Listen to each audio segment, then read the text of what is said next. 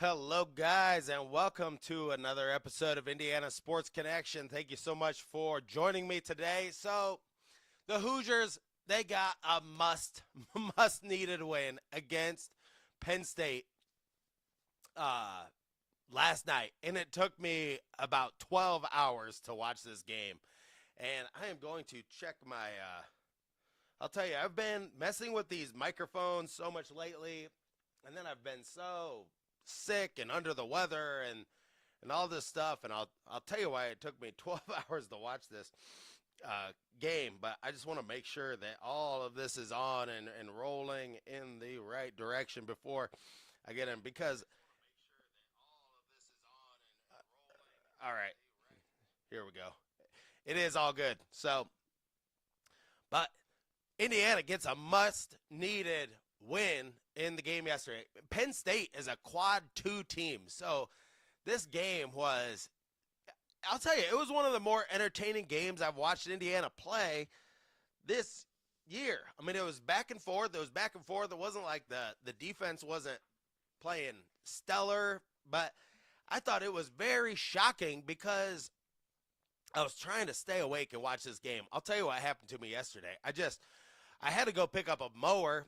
My father-in-law gave me a mower. I'm starting a mowing business called Grassmasters here in Huntertown. So, man, I've had this flu, so I'm thinking, well, I was up early yesterday. I'm one of these people that I'm like, no matter what, I'm just going to keep doing what I'm doing, no matter if I'm sick or not. So I drive over to South Bend in the morning to pick this mower up.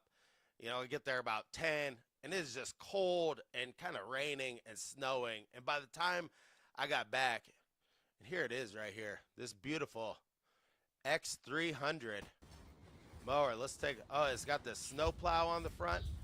And I've actually never owned anything John Deere, even though my grandpa was like a big farmer. But I go pick that up. By the time I got back to Huntertown, it's like about 4:30, and I fall asleep, and I did not wake up. I tried to wake up and watch the game. I slept from 4:30 till about 5 this morning, so I'm feeling much better now. I feel like the sickness has maybe passed over me, because in the bout of about sleeping for 12 hours, I had a lot of shivers, a lot of a lot of different. Thank you, Brian. Thank you for being here. I appreciate it. But yeah, getting through that game. So I watched it this morning, and I gotta say, I was pleasantly surprised. I mean, Galloway hits, well, 4 of 5 3-pointers in the second half. Um, Leo is getting it done on defense, and, you know, putting a few baskets underneath the basket again. But I'm going to tell you, and I'm going to tell you what I think about the Hoosiers. But first, hit that subscribe button down below. Thank you for joining me on Indiana Sports Connection. The show is sponsored by BetUS. Use my promo code Indiana125, and 10% of the AdSense revenue goes to T2T.org. And now let's get into talking about the Hoosiers. It's going to be a brief episode today because they needed this win. And I'm going to tell you, this is all lining up the exact almost way that I wanted it to, because we got Mike Woodson. What my biggest fear was, this team has a lot of talent. They got a lot of talented players, and they should be beating teams like Penn State. But my biggest fear was that this team is definitely going to get into the tournament, get pretty far, and then, you know, Mike Woodson's going to come back for a fifth year, even though he's not recruiting anybody. He's not doing anything. LMBO, I don't know exactly what that means, but yeah, it's halfway of a joke. We're winners now because we won 2 in a row. But the bottom line is, Indiana could put this together now. I mean, they play Washington, who is awful. If they could get the win at Oregon, that would be huge, but not super necessary. And if they could win the game against Ohio State, they are just like 2 lines out from being in the tournament, which is amazing. But all of this could not be lining up better, because we know Mike Woodson's gone. Could they get in the tournament? I hope they do get in the tournament, because it gives you something to look forward to. It gives you something to watch for, and at least it gives you with a new coach coming in, it gives you just a lot of, oh, yes, yes. Maybe I always saw it with an A in there instead. That's why it threw me off. Um, but yeah, if they could get in, it's all there is. I hate watching the Thursday and Friday of the tournament, and Indiana's just not in it at all. But there were plays in this game. Like, how about early in the game? I don't know if anybody else picked up on this, but Mbako, when he, yeah, that's what I was thinking. I'll tell you, I'm thinking, could they pull off what NC State did? Who knows? You know what? Anything is possible at this point, I guess. But we really got to look at. So Mbako early in the game, I thought he missed those 4 free throws, and to me, he just looked like he was kind of like in outer space at times. Even at the end of the game, he was on the bench, and he just looked like he just did not want to be there, did not want to be a part of what was going on, because he's getting benched at the end of games. He's getting benched at the beginning of games, and you can tell he doesn't like it that much. But I thought when he went up there and he shot those free throws, he missed 4 in a row, I just thought he was just taking the ball and just flipping it, almost like a mad little kid. But that was Mbako. He is just a player right now that you don't really know what is going to happen with him. At the end of the game, Rice and the free throws, that almost became a huge issue because he missed. He missed the 2. I don't know if he missed 4 free throws at the end, but then they get the ball. You could tell, and this is where I thought something really bad was going to happen. Carlisle gets the ball, and I don't know if anybody picked up on this, but he gets the ball, and he jumps into the air, and then he passes it to Goody, and I'm thinking, like, why did you jump? Like, he almost turned the ball over right there because he just like, I don't know why he left his feet. I mean, he got so excited. What do you tell the coach there? Well, I got so excited, I just jumped. It's like, well, yeah, how about you try to stay a little less excited or less whatever. I'm not trying to argue with the fact that they won, but there's just a few plays that really stood out to me. Also, I want to play this first clip of Mike Woodson, what he said just in the first question after the game. And tell me if you think it sounds like Zach Osterman had a turtle head poking out when he was asking this question. Let's roll it here. Mike, another night when it seems like you're comfortable riding experienced guards, Miles, Trey, Anthony for big minutes in the second half. Just how much are those guys kind of providing the platform for this team right now? Well, I mean, again, these guys don't get the seniors don't get another shot at this. So, you know, they know what it's about. Anthony and Gallo have been with me the longest. Goody's had a good run at Illinois. Now he's with us. So, Ballo's senior, got to ride him, see where it leads us. Daniel, I want to say after Wisconsin, you said it's a All right, let's take that off of there. Yeah, let's just. Did he have to take a poop when he was answering that question? Mike, I'm gonna have to go ahead and maybe I gotta. Let's go ahead and let that out for team that just. Oh, the weird things I see on these videos. Mike, another night when it seems like you're comfortable. But yeah, Captain Obvious, Mike Woodson, giving the press conference. You know, I don't think Mike Woodson knows like how the college season like really goes. Like, you know, an NBA season, nobody cares at all before the All-Star break. I mean, a college season, you got to figure out your rotations and all that stuff early on. You're better off making a mistake as the coach early on in the season and then, you know, got that stuff ironed out. But it's my wife's birthday today. So happy birthday to my wife, Kristen. I did not want to forget that. But it's February 27th, and he's got it figured out. This is what he does every year. He figures it out, and it's right before March and the tournament. We're probably going to win these last 3 games, I would imagine, just because, like last year, we ended up 10-10, which made it seem like a way better record in a what I think was a lot worse of a Big Ten last year. I don't think I don't think Wisconsin. I mean, Purdue was at the top, but Michigan State wasn't as good. I just didn't think the Big Ten was as strong last year. But we get to this point in the season, and I don't know what it is. If it's like Mike Woodson, he sees the finish line. He sees, okay, I'm going to be home by April 5th. This is college basketball. I'm going to be home. I'm going to be playing golf and watching Wheel of Fortune pretty soon. So is he putting more effort in the team? Does the team just see that like the end is near? I mean, I've heard Galloway say, they're fighting and they're fighting and they're fighting. And, finally they're able to get, I guess they're able to get over the hump.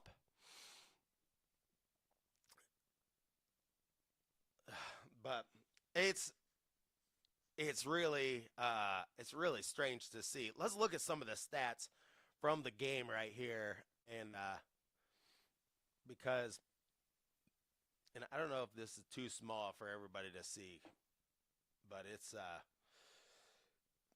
couple of stats that I did want to just look at real quick because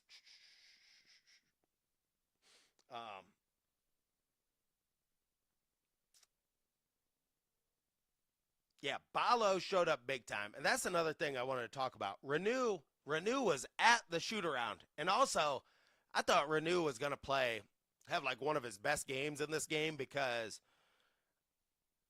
I thought, well, Mike Woodson figured it out. Like, Reneau cannot play with another dude out there on the floor with him. And let me take this off of here for a second because, yeah, but Reneau, I hope he is okay. He got, like, rushed to the hospital. He was at the shoot-around because, I mean, I saw a picture of him at the shoot-around on X. And so when I did see, that he wasn't playing in the game, I was very surprised. So yeah, I hope he is okay because, I mean, in this game with the matchup there with Penn State and them not having like a ton of big down low guys just like Purdue, this was a game where I thought Reneau was going to score 20 points. That's the secret sauce. They got to rotate Ballo and Reneau. Now this game, Ballo ended up playing a lot more minutes. Ballo ended up with, let me see, he played like 36 minutes. Yeah, Ballo played 36 minutes. And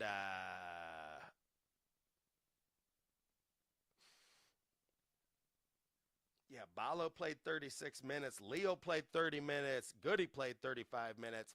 These are the guys getting it done. Galloway was out there for a lot of time. Rice only played 23 minutes. Carlisle got in for 10. And finally, Langdon Hatton saw the floor. Bryson Tucker just is not playing now. I don't know what happened with him, if there was some type of issue with him or his parents. I've heard some rumors, but nothing for certain. But Galloway ends up 6 of 11 on field goals. He was 4 of 5, and Mbako was 1 of 3. But in the second half, Indiana going 6 of 7. At one time, I saw that stat put up, and I apologize. Like, when I was watching this game this morning, I was still like the medicine wearing off. My brain is just like all scrambled. I'm ready for it to really be over with. I'll tell you, if you get this influenza A, it is the real deal. And I normally just try to fight through illnesses, but yeah, Ballo ended up with 20 points, and that was good for him. I mean, he's had games where when he was relied on, he shows up sometimes, like the Iowa game. He didn't show up at all, though. So, and then what was another? But Ace Baldwin still got his 22 points in the game as well. But it's a huge step in the right direction for Indiana. I guess at this point in the season, I mean, you got 3 games left. They could possibly get a 9, 10, or 11 seed or something like that in the tournament. There are no good teams right now, like on the bubble. So if Indiana could get the win, really the one on the road against Oregon would be a huge win to almost cinch them in because I believe they'll beat Ohio State at home. I mean, that's a game you can't lose. That Bruce Thornton, I mean, this guy, he is so easy to play defense, and I do not understand why Ohio State is so high in the net ratings. I don't know where they're at, but they're above Indiana in the net ratings, and this guy brings the ball up the floor and just beats the ball into the ground. I mean, I've counted one time and dribbled the ball like 47 times at the top of the key on one possession. So when you do that, you just allow the other team to just rest the entire time. So I think Indiana can beat Ohio State, beating Oregon. But the next game is, Saturday at 6 o'clock, I believe, against Washington. And Washington is terrible. So I mean, they're going to – but this team, there's no game that you watch this team and you think that's going to be a gimme. Because even against Penn State, who is a quad 2 team now, almost like playing, Miami of Ohio or some of those teams in a way, maybe not that bad, but they played right with them the entire way. This team never, really blows teams away. Now, Purdue, something happened against Purdue. They could play like they did in that second half. But every game is going to be on pins and needles from here on out but there's only 3 left. They should see the finish line. And if they won those, I don't know if they'd have to win a game in the Big Ten tournament. But they're going to if they win these games out, they're going to get play a pretty decently bad team in the first round. Like if they played like a Minnesota or somebody that they could really not easily beat, because even Minnesota played them kind of tough this year. But if they could get a win, that would be a secure win in the Big Ten tournament. Indiana could get in the tournament. And I got to say, it's like about as good as you could have hoped for. Mike Woodson's gone.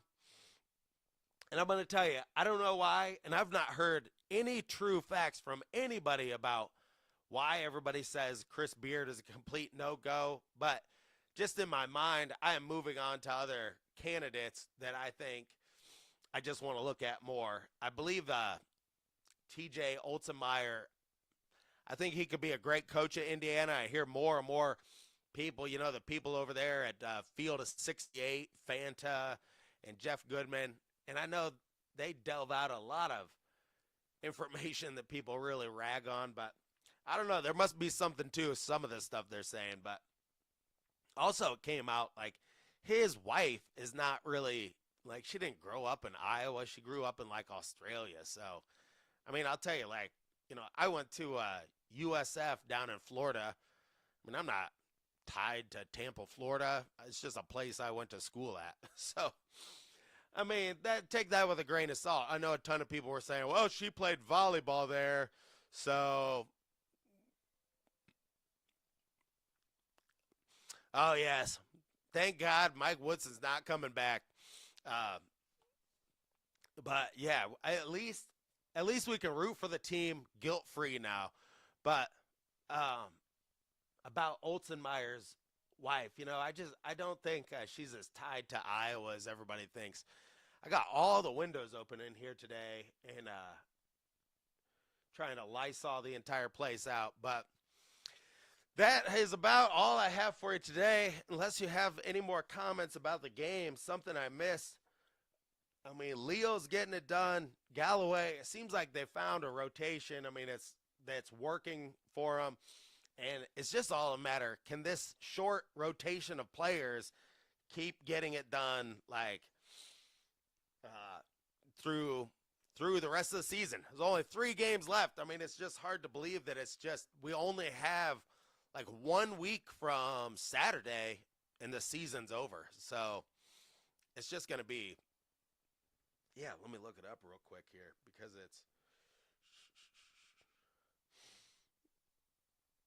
I believe it's Saturday.